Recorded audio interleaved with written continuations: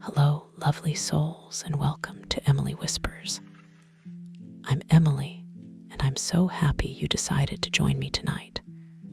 I'm curious, where are you listening from? Drop a comment and say hello. I love connecting with each of you.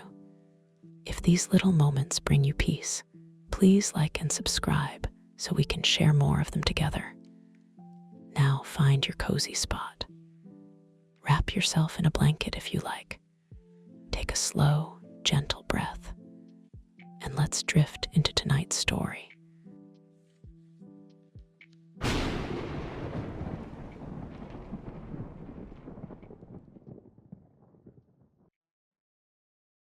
I never thought I would feel that kind of fear on a road I'd driven 100 times.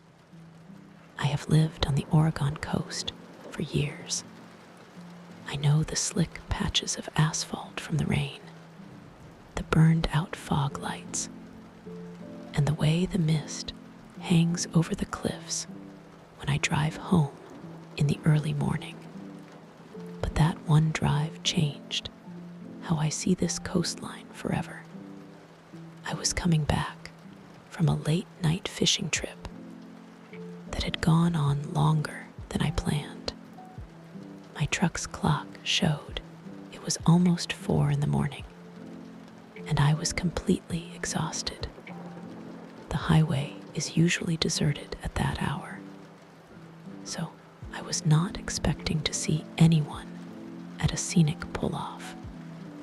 But I saw a figure standing there, facing the road as if she was waiting for a bus that would never come. It did not feel right. Something about her made the fine hairs on my arms stand up. I slowed the truck down, just enough to get a better look. My high beams cut through the fog and landed on her simple dress and what looked like worn-out shoes. She had long hair, maybe light brown.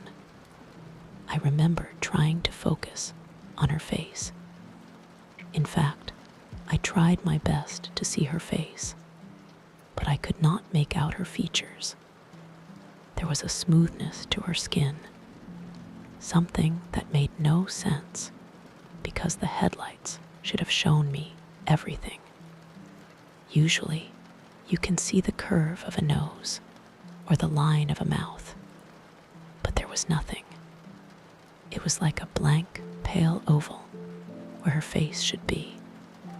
I felt a surge of pure panic rise from my stomach.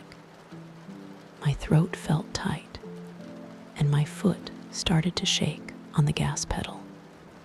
I thought maybe I was just seeing things from being so tired, or maybe the fog was distorting the light.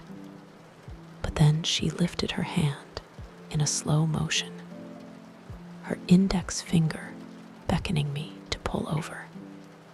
It was not a frantic wave for help. It was more like a calm invitation, but it felt deeply wrong. My heart was a drum in my chest. My palms felt wet against the steering wheel.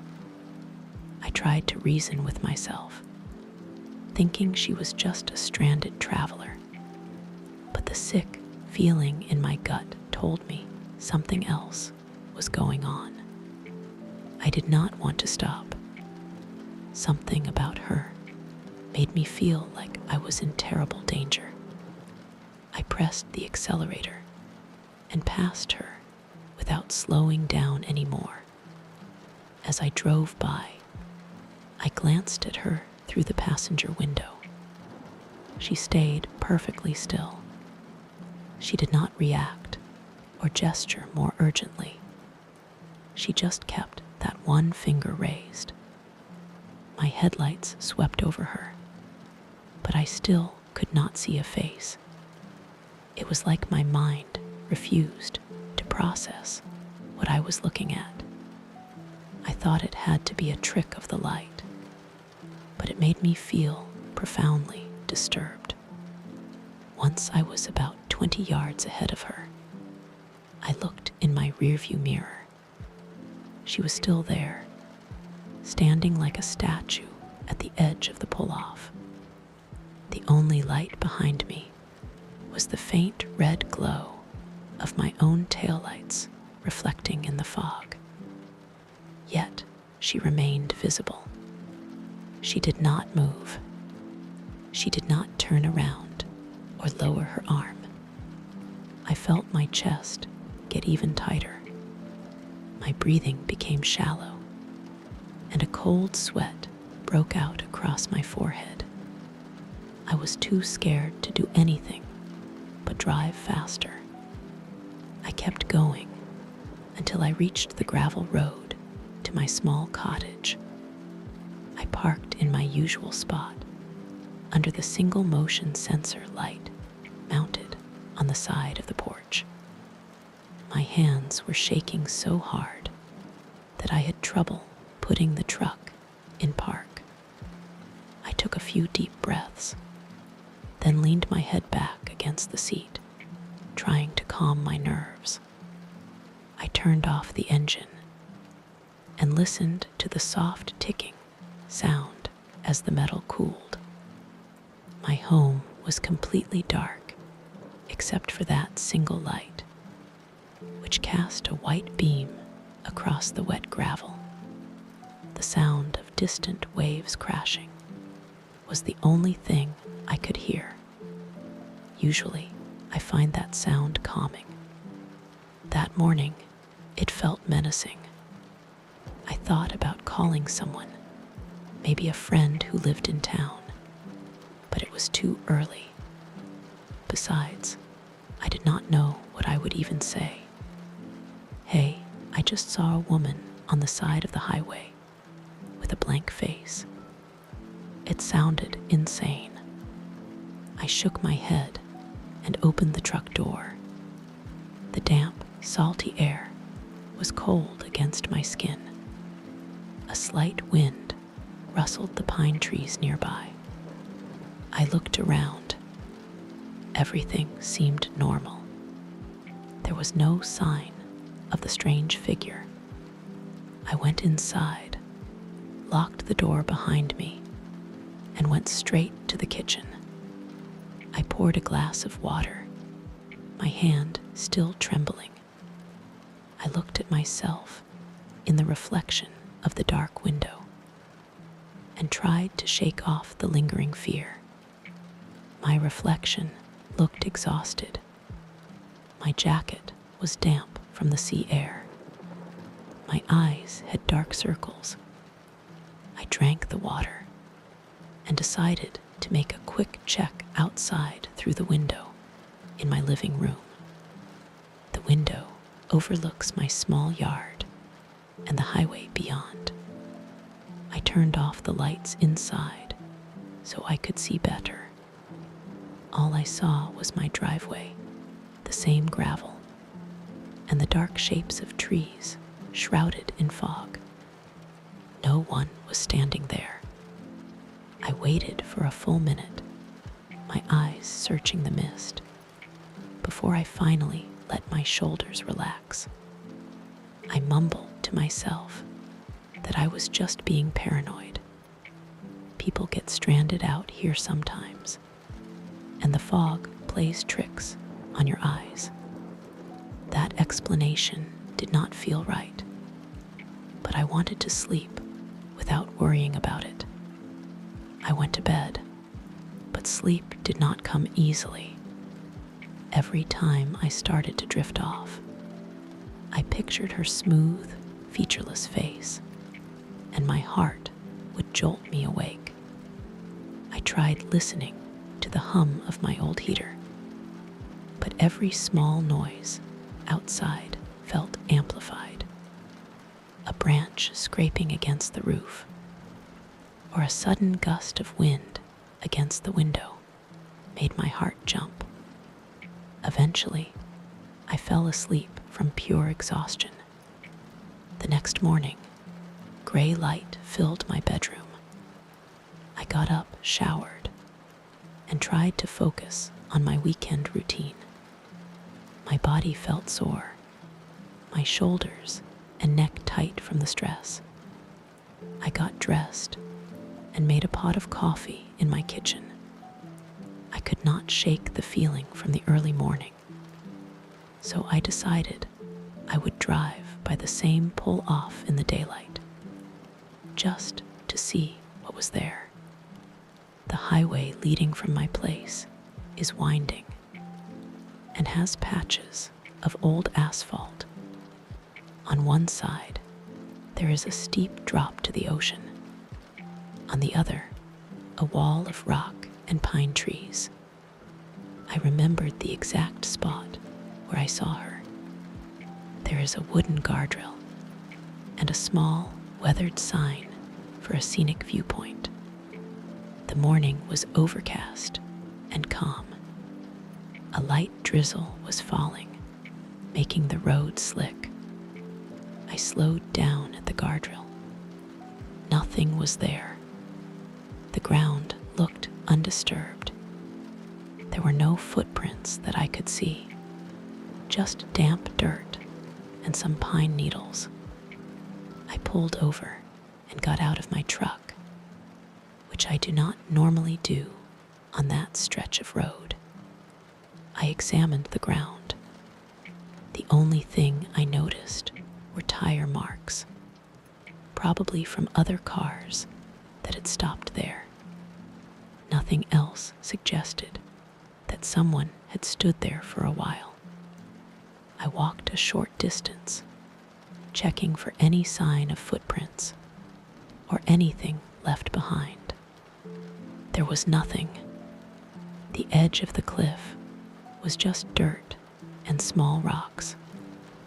No broken branches, no discarded items. A cool breeze carried the scent of wet earth and salt. I stood there, feeling uneasy. I glanced toward the spot where she had stood. I tried to imagine where my headlights would have hit her.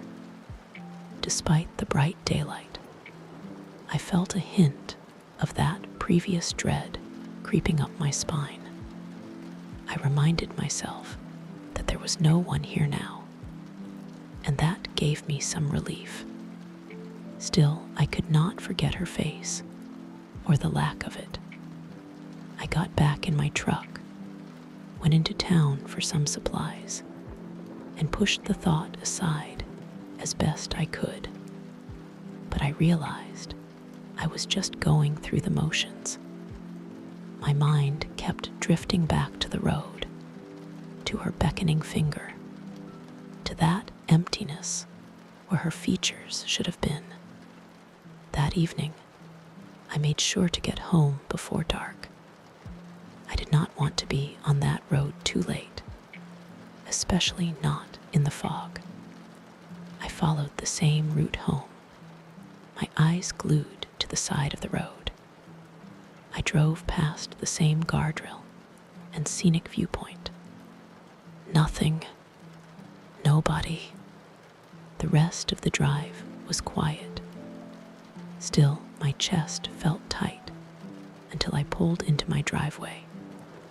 It has been months since that encounter, and I have not told many people about it. I still do not know who or what she was. I do not have an explanation for that smooth, blank face. Some nights, I even wonder if I imagined it all out of exhaustion. But I know what I felt was real. That fear was real. I keep asking myself, why did she have no face? There was nothing covering it, from what I could tell. My headlights should have lit it up. And yet, I remember total emptiness in that specific area. Not just shadows, but a complete void. It is the one thing I cannot shake. I am a logical guy, usually. I do not believe in strange stories without proof. But I saw something that morning, and it scared me more than anything I have experienced in this quiet place. Even now, I cannot drive past that pull off at night without my body tensing. I still look at the spot for a second, half expecting to see her again. She is never there. There is no trace of her. But that memory is burned into my mind. It has changed how I feel about this coastline. I used to feel safe here, even on dark, foggy roads. Now I lock my doors more carefully.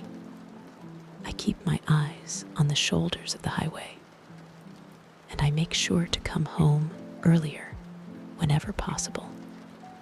All I have is that vivid memory of a woman with no visible face, standing under a gray sky, gesturing for me to stop.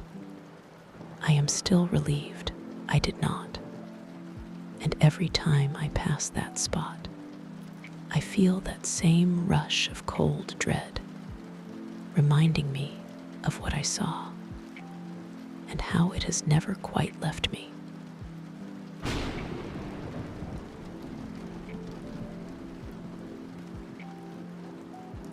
I never thought a simple run could shake me up so much.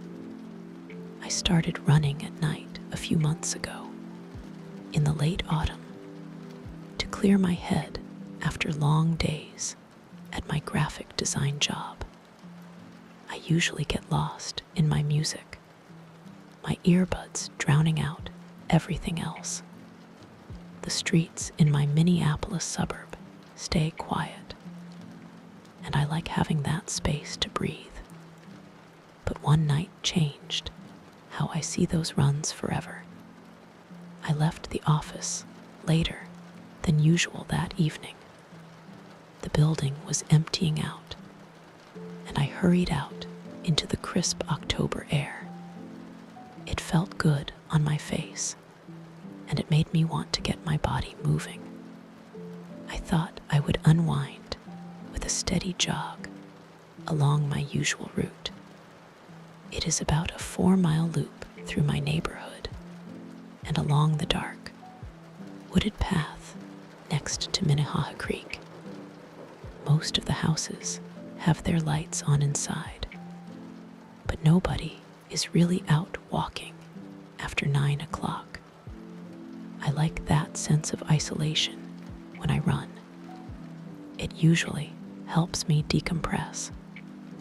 I locked my apartment door, picked a playlist on my phone, and made sure my earbuds were charged.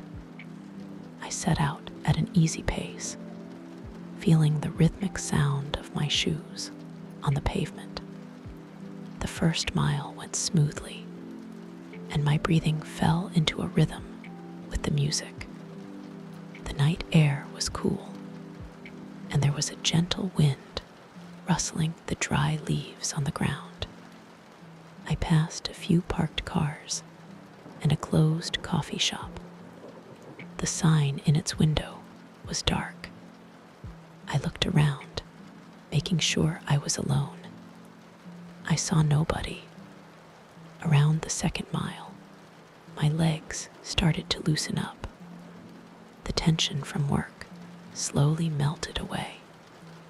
I remember hearing a dog bark somewhere in a distant yard, but I could not see it. I reached the part of my run that follows the creek. There is a path that winds around the water, but at night it is empty, and the few lights there are far apart. It can feel a little spooky. That night, I felt a definite chill in the air. I paused my music for a second to catch my breath, and I noticed how completely silent it was. Then I turned the playlist back on, let the beat fill my ears, and pressed forward. Somewhere around the next bend, my music began to break up with bursts of static. I thought it might be a Bluetooth issue, so I tapped my phone to see if a call was coming in or if I had a notification. Nothing showed up. The static grew louder, and then it stopped. I waited for the next song to start, but instead of the next track, I heard a low, distorted hum. It sounded like it was right next to my ear. It was someone humming my name, Michael, over and over again, very slowly. I stopped running immediately because it felt too real. My first thought was that I had accidentally switched to some weird podcast or picked up a strange radio signal. I checked my phone screen. It showed the music app was still running, but I could not hear any music. All I heard was that hum. It kept repeating my name in the same tone, like it was a recording. My stomach tightened, and I felt sweat on the back of my neck. I tried to turn the volume down. The hum did not get quieter. It stayed at the same level. It felt close, like someone was standing right beside me. I pulled out my earbuds, but I could still hear the sound, muffled but still there. It did not stop. It got a little quieter, but I could swear it still formed my name. My head started to pound. I looked around, hoping to see someone messing with me, or maybe a hidden speaker. The path was empty. The houses on the other side of the creek were dark.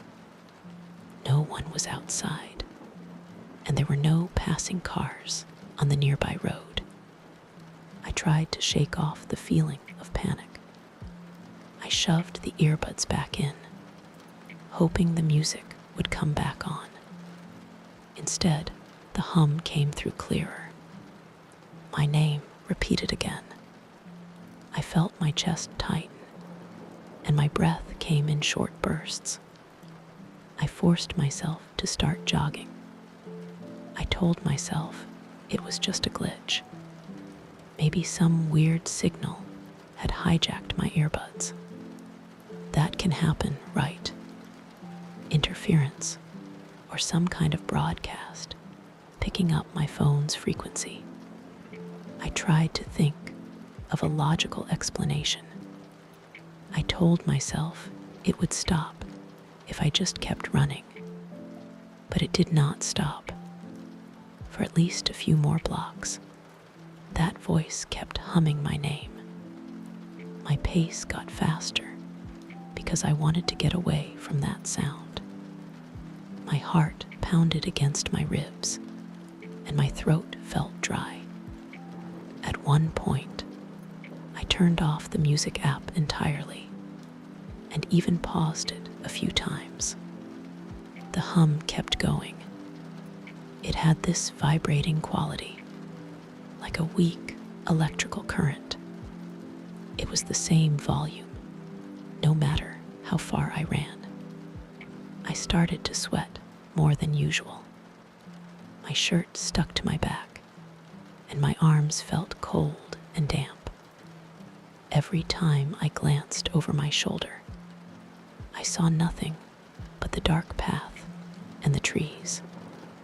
I felt like I was being followed, but I never saw anything actually following me. My mind raced with possible reasons. Could it be a prank from someone who hacked my phone? Could it be a technical glitch that looped my own name back at me? None of it made sense.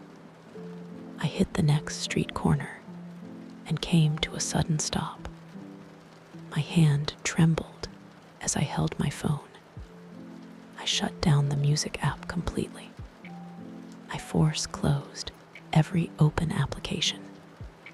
I considered turning the phone off right then, but I was worried about being in the dark without a light.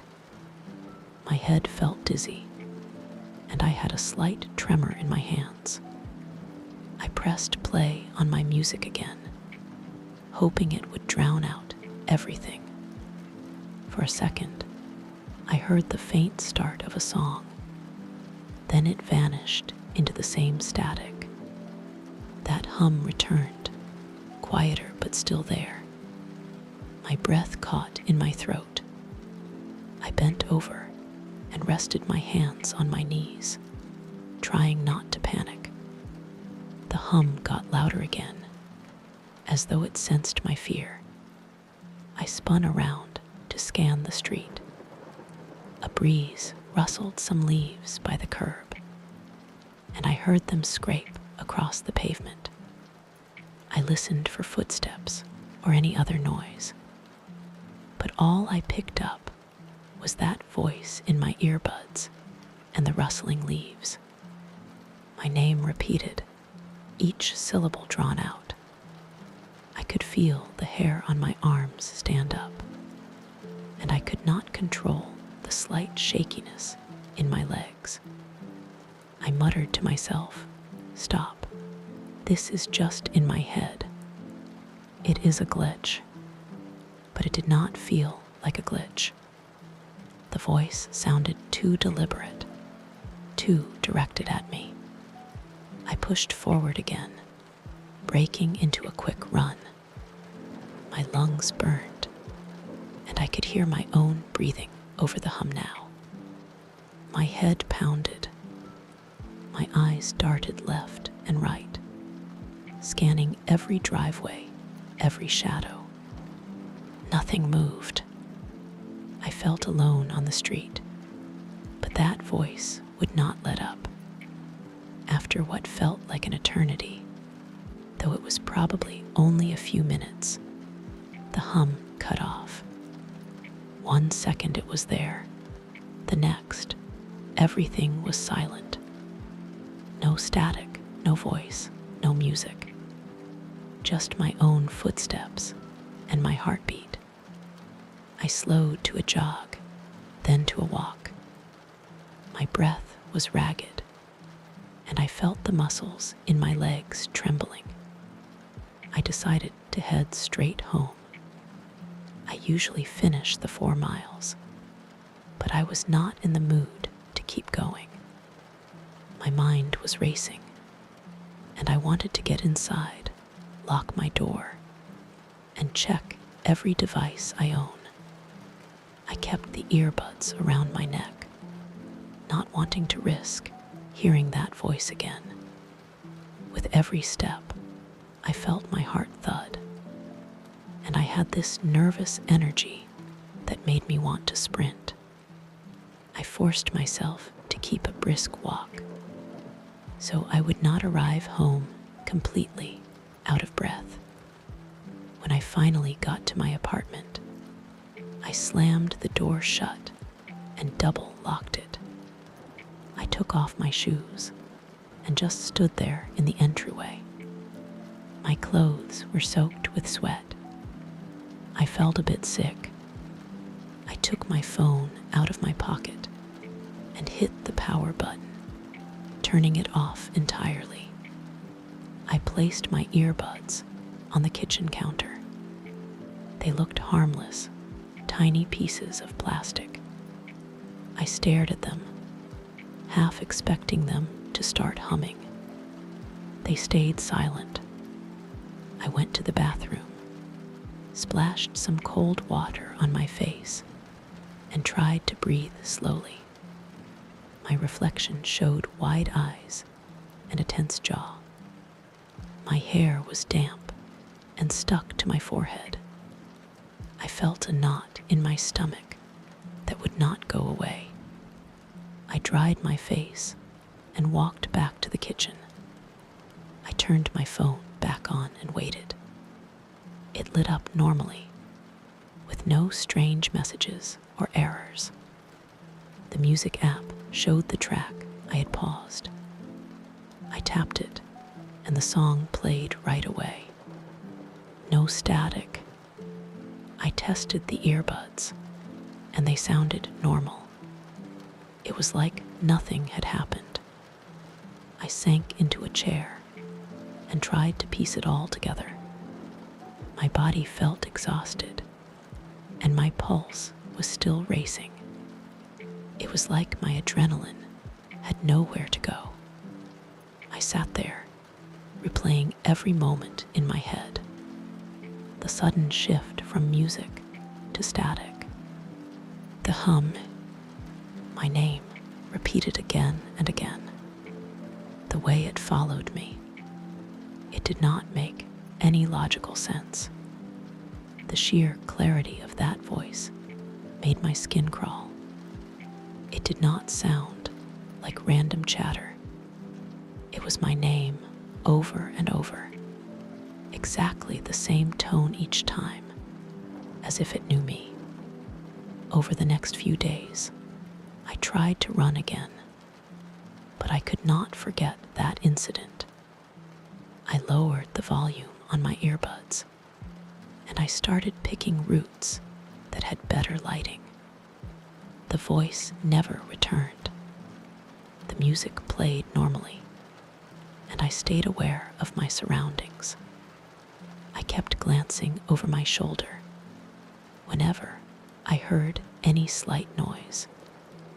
Nothing strange happened during those runs. Still, I found myself jumpy whenever I thought I heard a faint buzz from my phone.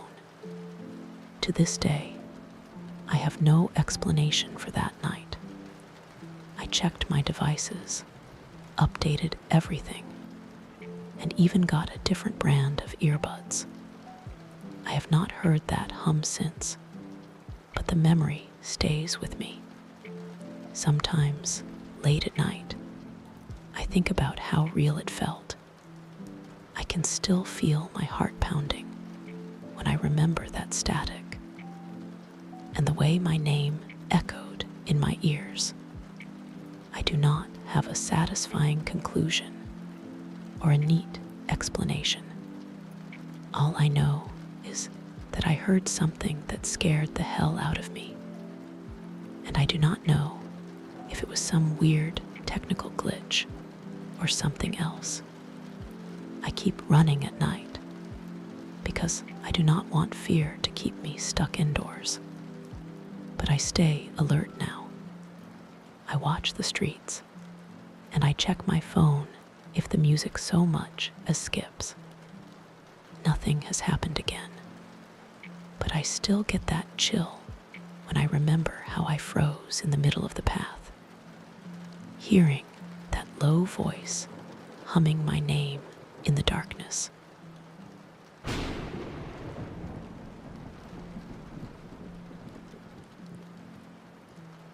I stepped into that duplex with my laptop bag in one hand and a box of takeout in the other. I was tired from the long drive to this small Ohio town, but I felt something strange as soon as I walked through the door. The entryway walls looked fine, the hardwood floors were clean, and the paint was fresh. But I felt a kind of pressure in the air that made me want to keep checking over my shoulder. It was not a huge feeling, more like a subtle unease at the back of my neck that made the hair there feel stiff. I dismissed it, thinking I was just exhausted from the move. I needed a place close to my new client's main office, and this rental checked all the right boxes. It was a decent size, affordable, and just a 10-minute drive from work. That first night, I told myself to ignore any weird feelings. I unpacked my essentials and tried to settle in. I am a pretty practical person. I do not believe in ghost stories, and I do not like to make a big deal out of nothing. But a few days after I moved in, I noticed small things changing around the house. At first, I thought I was just being forgetful. I would leave a coffee mug on the kitchen counter. The next morning, I would find it in the sink, rinsed out. There were also times when I was certain I had left the blinds in the small den open to get some sunlight. But I would come back from an errand to find them shut tight. I kept thinking, did I close them without realizing it? I had been working long hours, so maybe I was just absent-minded. Then one night, about 2 weeks after I moved in, I was lying in bed trying to get to sleep. I heard a soft sound from the den, like a light switch being flipped. I got up, walked to my bedroom door, and noticed a faint glow coming from down the hall. Sure enough, the desk lamp in the den was on. I clearly remembered turning it off before I went to bed. I always do that to save energy. I stepped into the hallway and found nothing else out of place, except for that brightly lit lamp. I turned it off again, went back to bed, and stayed awake for another hour, feeling a growing sense of anxiety. My heart was beating a little faster than usual, and I kept looking at the dark slice of hallway under my door, waiting for it to light up again. But it stayed dark that night. A few days after that, I was late for a morning meeting because I had overslept. I was up for half the night, convinced I heard someone moving around in the den. The floorboards made a soft noise every so often, like quiet footsteps. I told myself it was just the old house settling or the furnace kicking on. But I could not shake the feeling that someone was in that room, shifting their weight from one foot to the other. In the morning, I went in there to check. Nothing looked out of place at first glance. But then I noticed a small stack of manuals I keep on the corner of the desk was lying on its side. The pages were fanned out across the desk. It could have been me looking for something and forgetting to straighten them up. But I had not touched those manuals in a week. I picked everything up, tidied the desk, and went on with my day, still feeling tense. I decided to call the property manager to ask if there was any history with the place, or if other tenants had reported anything odd. When I called her, she paused for a moment before giving a strained laugh. She said some of the previous renters had mentioned things like lights turning on or items being moved. She told me not to worry and joked that the house was just getting used to me, but she did not sound very convincing. I hung up feeling more unsettled than before. The fact that other people had complained about the exact same things made my situation feel much more real. I had a knot in my stomach that day. For the rest of that week, I tried to ignore the strange feelings and small incidents. I buried myself in my work, came home late, ate dinner, and went straight to bed. But around Thursday, I had another unsettling experience. I was drifting off to sleep, lying on my side, when I felt a presence on the other side of my bedroom door. It was not a normal feeling. It was like I could hear very soft breathing. or maybe a light rustling, as if someone was leaning against the door frame. My mouth went dry, and my pulse pounded in my ears. I lay there for a few minutes, just staring at the door. I did not want to move. I debated with myself if I should say something. Maybe I should ask who was there. But I did not. I stayed silent. Eventually, I made myself get out of bed. I walked to the door and grabbed the handle. My hand felt damp with sweat. I turned the lock and pulled the door open in one quick motion. The hallway light was off, but some moonlight came through a small window. I could see the corridor was empty. There was no one there. My chest was tight, and my heartbeat was a heavy thud in my throat. I checked every room, but everything looked normal.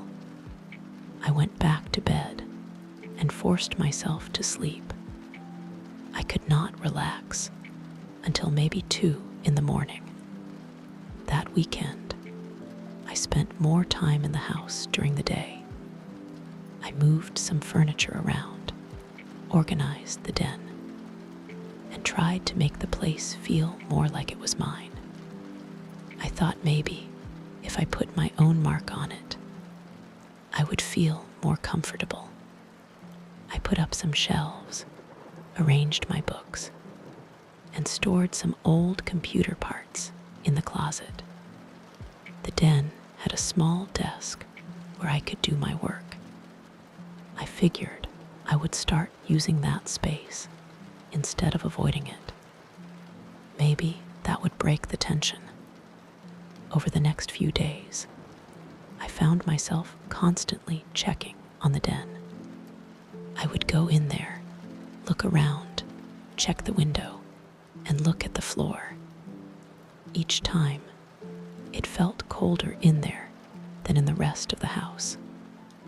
I did not have a thermometer, but the difference was noticeable. My arms would get goosebumps when I stepped through the door. I tried adjusting the vents and looking for drafts, but I never found a clear reason for the cold spot. At night, I made sure the window was locked and the desk lamp was off. Sometimes, I would wake up in the morning to find the window unlatched or the lamp on. It was like someone was deliberately messing with me. I called the property manager again. I wanted to know if she had the electrical wiring checked, or if there was a problem with the heating ducts. She stammered a bit and said everything was up to code. I asked her for more details about the previous tenants. She avoided specifics. She said they just moved out because they found a better opportunity elsewhere. I pressed her a bit, telling her I was dealing with bizarre things happening. She got defensive and said I was free to move out if I did not feel comfortable. But breaking my lease would not be simple, and I did not have the energy to look for a new place and move all over again. I decided to stick it out for a while, hoping I would get used to it. I started a routine of checking every room in the house before going to bed. I would walk through the living room, the small kitchen, the den, and then the hallway. I would turn off every light, make sure every door and window was locked, and then head to my bedroom. Even so, I kept waking up at random hours, hearing the sound of footsteps in the hall or soft noises from the den door. Sometimes, I thought I heard the desk chair making a slight rolling sound on the floor, like someone was shifting their position. Once, around 3 in the morning, I heard what sounded like the pages of a book being turned. That light, fluttering sound is pretty distinct. I sat up in bed, my heart thumping, and strained to listen. The noise stopped, and I was left sitting in silence. One morning, I decided to set up a small camera in the den. It was just a simple webcam connected to my old laptop. I wanted to see if anything would happen while I was asleep or out of the house. I placed it on a shelf, aimed at the desk and the window. The first night, I recorded about 8 hours of footage. When I played it back the next day, I saw nothing unusual, except for a bit of a glare when a car's headlights passed by outside. A couple of nights later, I tried again. This time, I made sure to position the camera toward the door as well. I watched the footage and fast forwarded. Around 2:14 in the morning, I noticed the camera feed went to static for a few seconds. When the picture came back, a pen that had been lying on the desk was now on the floor. I did not see any figure, no visible person, just that sudden glitch in the recording, and then the moved object. That freaked me out. I had locked the den door before going to bed that night. When I checked the door in the morning, it was still locked. I used the same key I always use, and the knob turned normally. There was no sign of a break-in or tampering. I tried to rationalize it. Maybe the camera had a technical issue. Maybe it just glitched. But I could not forget the other events. The lights, the window, the feeling of being watched. My stress level was through the roof.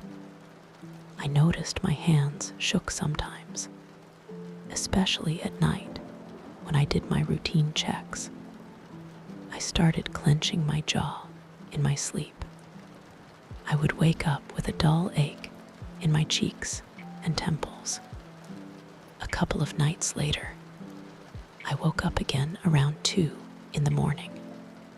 I lay there with my eyes open, staring at the dark ceiling. My ears were tuned to every little sound. Eventually, I heard quiet breathing coming from just outside my bedroom door. I waited, hoping it would go away. My chest felt tight, and my skin felt cold. The breathing went on, steady and soft. I could not ignore it. I forced myself to get out of bed and walked toward the door. My hand was trembling as I reached for the lock. I turned it quickly and pulled the door open. The hallway was empty. There was no sound, no movement. The air felt still, and my mouth was so dry I could barely swallow. I walked down the hall, passing by the closed door of the den. I touched the doorknob. It felt cold, but I turned it anyway. The door opened with a slight noise. The room looked normal, but I sensed that same cold spot. The curtains were drawn, the lamp was off, and everything was still. I turned on the overhead light and checked the desk. Nothing was out of order. I glanced at the webcam. It was in place, angled properly. I felt foolish standing there, heart pounding, afraid of an empty room. I could not deny the heavy feeling in my chest. After that night, the tension got worse. I had trouble focusing at work. My boss asked if everything was okay.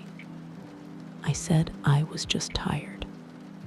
Back at the house, I would find more evidence that something was interfering with my routine. One evening, I noticed the hallway light was on again, even though I was sure I had left it off. Another time, I discovered my closet door in the den was open wide, and a few of my storage boxes were halfway out. It looked like someone had been going through them. No valuables were missing, but the items inside were rearranged. Finally, I decided I could not keep this to myself. I invited a friend over for dinner, explaining I wanted a second opinion on the house. We sat in the living room and talked for a while. I did not go into all the strange details, just said I felt weird in the place. My friend walked around, commented that the layout was a bit odd, but otherwise fine. Nothing jumped out as strange during the visit. We watched a movie, and I felt more relaxed with someone else there. After my friend left, though, I felt the tension return almost immediately. It was like the air got heavier as soon as I was alone. That night, I stayed up until almost midnight. The house was quiet. I listened for footsteps, breathing, or movement, but heard nothing. Eventually, I crawled into bed. I drifted off, thinking maybe the place was giving me a night off. Then, at around 3 in the morning, I startled awake. My bedroom was dark, and I could barely see, but I heard a faint sound from the hallway. I tensed up and rolled onto my back, staring at the door. Another sound, closer this time. My stomach clenched. I considered calling the police, but I had no real evidence of an intruder. It was just an odd noise. I got up, opened the door slowly, and peered into the hallway. The corridor light was off, so I turned it on. The hallway looked empty. Nothing on the floor. No signs of anything disturbed. I walked to the den door. It was slightly ajar, which was unusual because I always close it fully. I pushed it open. That cold air hit me again, making me shiver. The lamp on the desk was on, shining a dull glow across the small room. I had turned that lamp off earlier, right before going to bed. My breathing got shallow. I walked over and pulled the chain on the lamp, turning it off. I wanted to shout, to demand that whoever was doing this show themselves. But I knew that was pointless. There was nobody there. I stood in the dark for a few seconds, my eyes adjusting. I heard my own heartbeat in my ears. The place smelled stale, like dust and old paper. I turned around and walked out of the den, leaving the door open. I hurried back to my bedroom and locked the door. I lay awake until dawn, staring at the shadows on the ceiling. After that, I knew I could not keep living this way for long. The house was wearing me down. The incidents did not stop. There was no big, dramatic event, but the little things added up. Lights turned on in empty rooms. Windows opened or closed on their own. Papers shifted. Drawers were found half open. Some nights, I heard that soft breathing outside my door. Other times, I heard muffled movement in the den. I started sleeping with a small bat by my bed, but I never found anyone to use it on. I have not moved out yet, but I have decided to keep looking for a new place. I am going to break my lease, no matter the cost. I cannot stand the constant edge of anxiety. I feel drained all the time. The property manager keeps dodging my questions about the house's past, and I do not feel safe here. It is not that I think something is going to hurt me, but I cannot handle the idea that I am not alone, even though no one shows up when I look. Living with that kind of uncertainty tears you up inside. Every night, I brace myself for some new sign that I am being watched or followed. Every day, I see little hints that something is off. Tomorrow, I am going to pack some bags and stay at a friend's place for a while. I do not care if it is inconvenient. I need sleep. I need to stop feeling like my heart is about to jump out of my chest every time the floor makes a sound. I plan to talk to the property manager face to face in the morning, get her to release me from this lease, and then I will move out as soon as possible. I cannot prove what is happening here. I do not have any clear footage of a person or any real evidence that can explain these events. But I know it is real because I have experienced it. That is the entire story. I wish I had some neat ending or a rational explanation. I do not. This house just is not right for me, and I am done trying to make it work. I am out of options. I am leaving, and if someone else wants to take my place here, I will warn them. This house does not feel empty. It feels occupied, and whatever is inside these walls does not seem interested in sharing. Thank you for spending this time with me tonight, lovely souls. I hope this story brought you a moment of calm and curiosity. I'd love to know what part of the story stayed with you the most. Drop a comment and share your thoughts. I always love hearing from you. If you enjoyed tonight's journey, don't forget to like and subscribe so we can continue exploring these quiet moments together. Now, take one last deep, gentle breath. Get cozy and let the calm of the night carry you softly until we meet again.